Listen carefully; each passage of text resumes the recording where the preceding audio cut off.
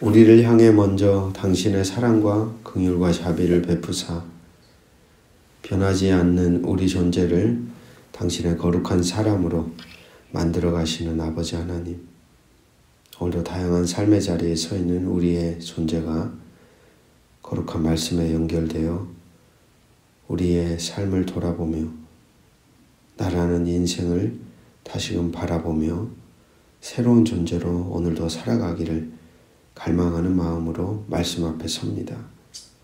도우시는 성령께서 우둔한 인생인 우리의 존재를 붙들어 세우시고 말씀 안에 하나님의 선한 뜻으로 우리의 모난 모습을 다듬어 가시며 하나님의 형상으로 빚어가는 복된 하루가 되게 하옵소서. 주님 듣기를 원합니다. 주님 깨닫기를 원합니다. 그리고 살기를 원합니다. 주 예수 그리스도 이름으로 기도드립니다. 아멘.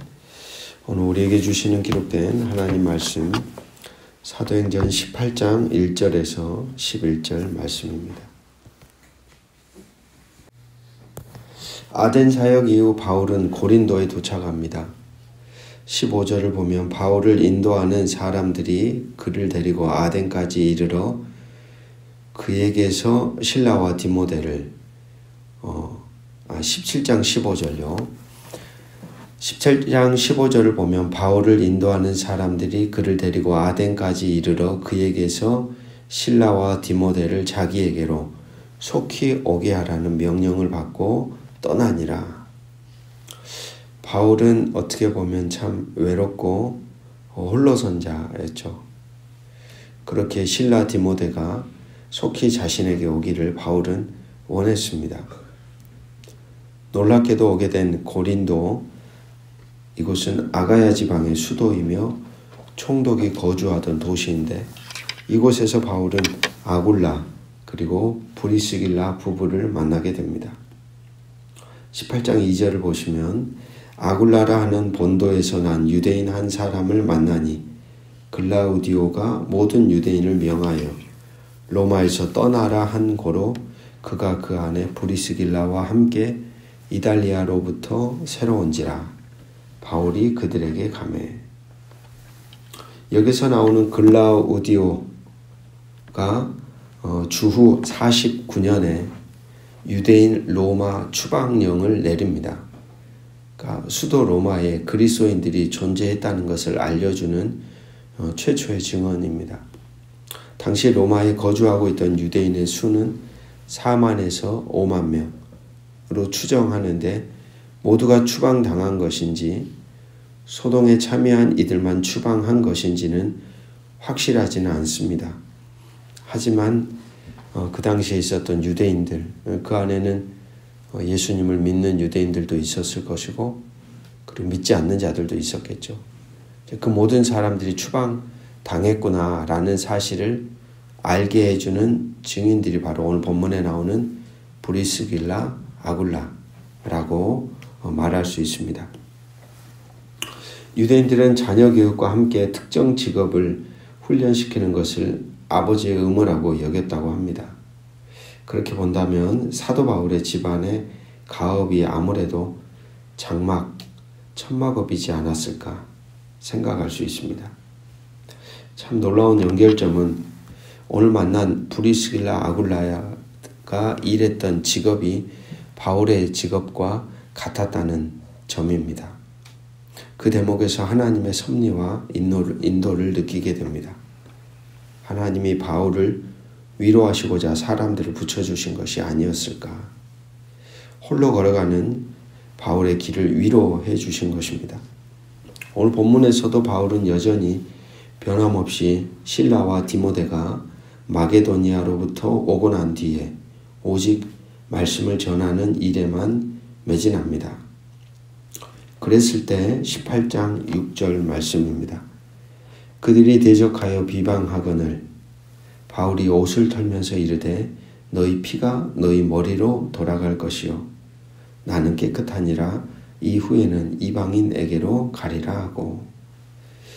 늘 기억해야 할 중요한 사실은 우리는 열매, 결과를 만드는 사람들은 아닙니다.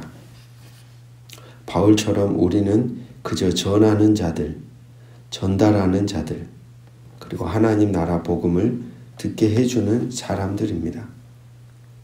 그렇게 어떤 결과에 대해 실패나 성공을 운운하며 평가할 게 아니라 도리어 그 과정, 여정 속에서 우리가 하나님의 말씀을 그대로 바르게 잘 전달했는지, 그분의 마음을 제대로 품고 전달했는지, 그것을 우리는 생각해야 합니다.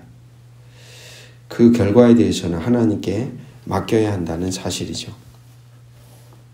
18장 9절을 보시면 밤에 주께서 환상 가운데 바울에게 말씀하시되 두려워하지 말며 침묵하지 말고 말하라. 사도 바울도 한 사람이며 한 인간입니다. 오늘 본문에 환상 가운데 두려워하지 말며 침묵하지 말고 말하라는 환상 속의 주님의 말씀은 바울이라는 이 한 사람이 얼마나 심히 두려워하며 자신에게 주어진 삶을 걸어가고 있었는지를 보여주는 대목입니다. 사람들을 붙여주심으로 위로하신 하나님은 친히 환상 속에서 두려움에 붙들린 바울을 다독여 주십니다. 10절 말씀, 내가 너와 함께 있음에 어떤 사람도 너를 대적하여 해롭게 할 자가 없을 것이니 이는 이 성 중에 내 백성이 많음이라 하시더라. 하나님의 사람들이 걸어가는 곳 어디에든 살아가는 삶 어디에든 하나님이 예비하신 사람들이 있습니다. 하나님은 그러한 하나님께 속한 이들과의 만남 속에서 하나님 나라 백성들의 존재됨을, 연약함을 붙들어 주시고 연결되어 넘어지지 않고 살아가도록 도와주십니다. 사실 바울이라는 사람은 참 여러 가지 부분에서 약점을 가진 사람입니다. 고린도후서 10장 10절을 보면 그들의 말이 그의 편지들은 무게가 있고 힘이 있으나 그가 몸으로 대할 때는 약하고 그 말도 시원하지 않다 하니, 그러니까 사도 바울에 대해서 사람들이 평가하는 말인데 글에는 힘이 있다는 거예요. 글로. 그러니까 편지를 받은 사람들이 글로 읽을 때는 괜찮았는데 막상 사도 바울을 만나고 보니 몸으로 대할 때는 약하고 그 말도 시원하지 않다라고 평가한 것이죠. 그러니까 말이 시원하지 않다는 것은 한마디로 말주변이 없다는 것입니다. 그런 그를 하나님은 하나님 나라 복음을 전하는 자로 세우셨습니다. 얼마나 괴로웠을까요? 이렇게 약한 부분을 통해서 왜 하나님은 계속해서 말하게 하셨을까? 그런 마음이 아니었을까요? 하나님 나라 복음 사역의 주체는 바울이 가진 어떤 능력과 특출난 뭔가가 아니라 성령이시라는 것을, 그가 해야 할 것은 단지 주신 말씀을 선포될 수 있도록 자신의 몸과 입술을 하나님께 내어놓는 것임을 깨닫게 하기 위함이 아니었을까요? 그렇습니다. 오늘 우리에게도 연약하다고 여겨지는 우리의 모습들이 있죠. 그러나 하나님은 그런 우리의 약한 모습을 통하여서도 당신의 나라를 세워가시는 분이십니다.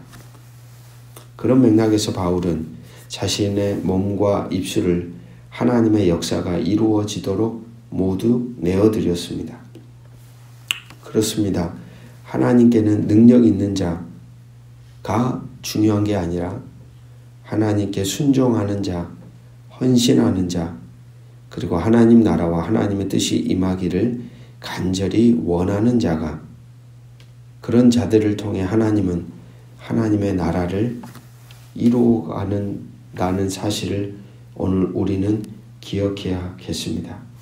그래서 우리의 연약함을 통해 하나님의 일들을 행하시며 어디에서도 우리의 연약함을 붙들어주는 생각지도 못한 하나님의 사람들과의 연결됨 속에 우리가 넘어지지 않고 하나님이 원하시는 삶을 걸어가게 하시는 분이심을 오늘도 저와 여러분이 기억하며 주어진 하루의 삶을 또한 신실하게 걸어가시기를 주의 이름으로 축복합니다.